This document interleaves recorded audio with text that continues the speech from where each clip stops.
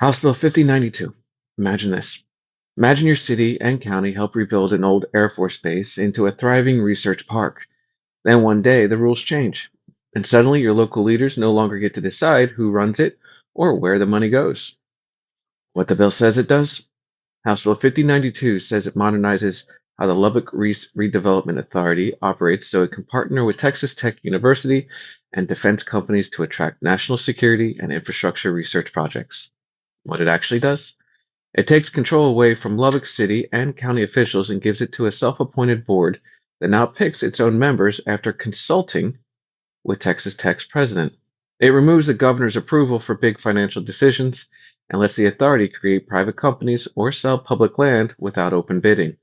It also changes the tax code so research and aircraft property on the base can be treated as not in Texas, letting large corporations avoid local property taxes. And who benefits? Texas Tech University and its research partners, large defense, energy, and aerospace companies like Bayer, Oxy, and KBR, the Lubbock Redevelopment Authority Board, which now controls its own appointments and finances. Who pays the price? Lubbock County and local schools, which lose future property tax revenue, local voters, whose elected officials no longer oversee the authority, and small businesses and taxpayers who must carry a heavier share when major assets are exempted from taxes. Why it matters. When public land and revenue are pulled into private style control, local people lose their say.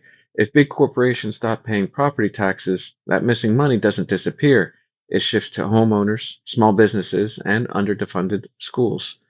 Questions to ask your lawmakers. Why remove city and county control instead of strengthening it? How will local schools and services make up for lost property tax revenue? And shouldn't there be regular public audits before public land or funds are transferred to private hands?